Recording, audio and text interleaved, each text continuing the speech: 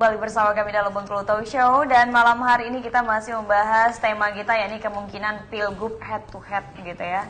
Tadi di segmen pertama lumayan seru sana BI TV pembahasannya gitu ya. Tapi kali ini karena ingin ke Bang Saifullah, tadi masih sedikit sekali informasinya. Yeah. Tapi yang masyarakat penasaran adalah sebenarnya Bapak Agustin Najamuddin akan maju kembali atau seperti apa, Bang Saifullah?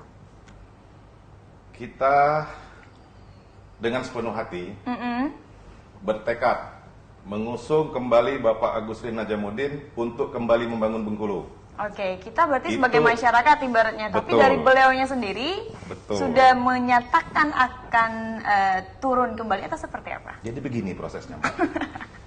Selama 8 bulan kami melakukan observasi ke 1.482 desa seprovinsi Bengkulu. Ya. Bukan survei, observasi. Observasi. Dari hasil observasi itu dapatlah sebuah laporan yang kami sampaikan kepada ketua tim eksekutif kami, Iklan Najamuddin, yaitu saudara Sultan Baktir Najamuddin dan Alexander Romansyah Bisa. Ya. Itu kami sampaikan kepada mereka hasil observasi itu. Artinya dari 1.482 desa yang tersebar di provinsi Bengkulu itu ada orang yang begitu banyak menginginkan beliau untuk kembali membangun. Oke. 8 bulan prosesnya. Dan kurang lebih 3 minggu yang lalu, keluarga besar bersepakat bahwa Agustin Najamuddin maju untuk pilkada ini. Di sana BTV itu informasi yang luar biasa dan mengejutkan. Oke, nah bagaimana ini menanggapi terkait dengan background beliau atau track record beliau yang pernah menjadi seorang napi gitu? Apakah sudah tepat habis 5 tahun ketika nanti akan maju atau seperti apa? Di beberapa media, ketua klan kami pernah menyampaikan, baik di media cetak atau di media online, bahwa seluruh permasalahan hukum Agustin Najamuddin sudah clean and clear, tidak ada permasalahan, dan dapat ikut kontestasi pilkada 2020 ini. Dan semua dokumentasinya kita punya. Oke, baik. Artinya nanti 9 Desember akan ikut pastinya ya. Nah, saya penasaran dengan Pak Zulkarnain, menanggapi boleh? Atau tadi ada pertanyaan? Ya, kalau saya soal Agustin M. Najamuddin, itu kan sahabat saya. Ya. Sahabat jauh sebelum dia menjadi calon gubernur Bengkulu 2004. Ya. Saya sudah kenal beliau dari Jakarta. Jadi saya paham betul bagaimana beliau dengan semangat dan kena sahabat saya paham. Tapi untuk pencalonan hari ini saya agak kurang paham. Ya. Kurang pahamnya di mana, Bapak? Kurang paham karena surat pembebasan murni beliau sampai hari ini belum bisa ditunjukkan. Karena jangan sampai semangat tim-tim ini menjerumuskan sahabat saya Agustin Najamuddin. Ya, kemungkinan teman-teman tidak menyadari betul bahwa mungkin hari ini saya sebagai sahabat Agustin Najamuddin di tempo pencalon 2 periode beliau itu saya lebih menginginkan sahabat Agustin itu menjadi sosok bapak orang tuanya Provinsi Bengkulu. Memposisikan diri sebagaimana mantan-mantan gubernur yang masih hidup hari ini. Kita lihat ada Pak Razi, ada Ustadz Junaidi Hamzah, ada wakil gubernur seperti Pak Iskandar Amis, Pak Ustadz Samlan. Kita mau posisi beliau seperti itu, tapi jangan menggiring untuk beliau terjun dengan alasan membangun Bengkulu. Saya yakin hari ini junior beliau adalah sahabat Rodi Marsa yang sekarang lagi memimpin Provinsi Bengkulu sisa masa jabatan ketika Al-Mukram senior saya Pak Ridwan Mukti terjadi sandung, maka Pak Rohidin melanjutkan daripada pembangunan ini. Nah, kelang ini ada 2020 sampai 2024. Kalau ini tidak dilanjutkan dan dilanjut oleh gubernur baru, khawatir tidak sinergi dengan program-program pusat itu. Padahal program itu sudah jalan. Nah, pertama gubernur pertama yang dilakukan adalah adaptasi dengan birokrasi provinsi.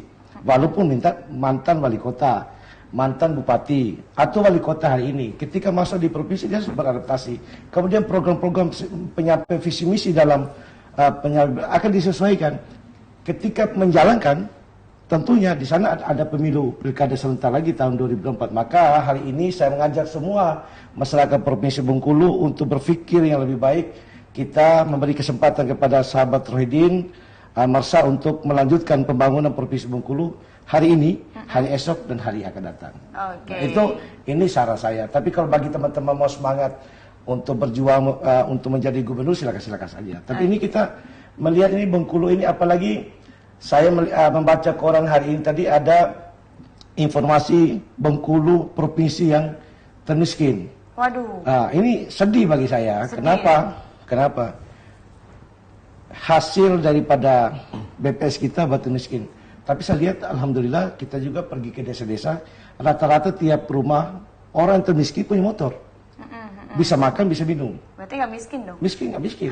Kategori mana yang miskin? Kalau miskin orang nggak bisa makan lagi. Yeah. Bahkan di Kota Bengkulu ada juga yang miskin. Lihat aja di Padang Jati. Ada daerah kumuh, Padang Jati. Benar-benar. Kita jangan...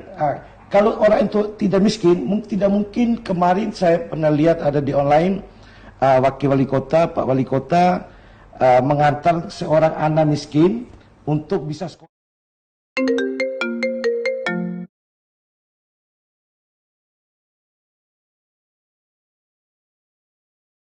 Bisa berobat. Berarti ada indikasi di sini. Ada indikasi, berarti per kota pun ada yang miskin.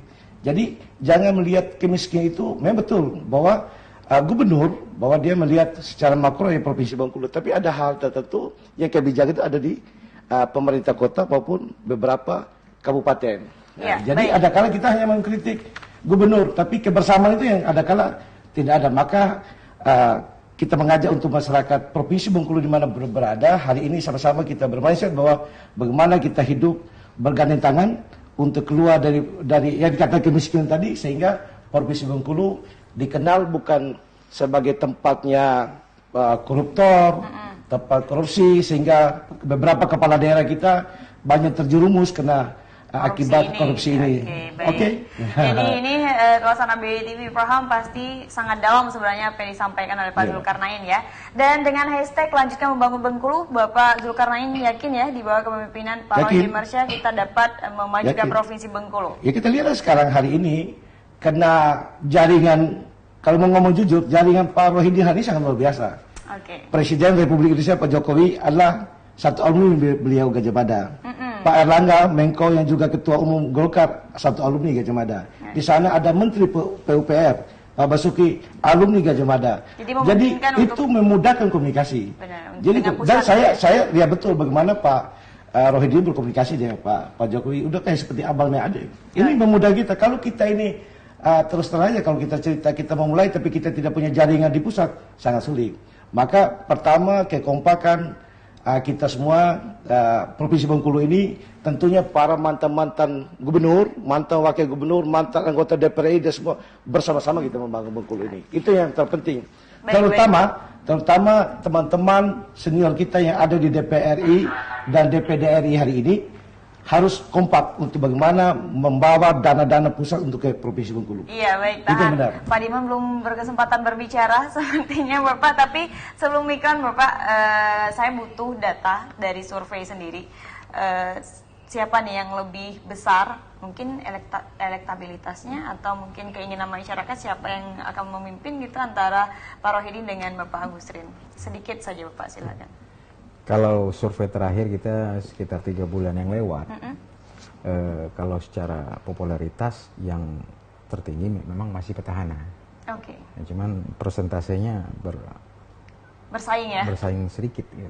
Oke. Dengan waktu yang masih bisa dibilang panjang, itu bisa terjadi perubahan. Perubahannya. Gitu. Tergantung kinerja dari masing-masing tim untuk merebut hati rakyat, merebut suara rakyat. Oke, baik. Nah, kita harus rehat dulu, nanti kita akan balik lagi, tetap bersama kami dalam Bengkulu Talk Show.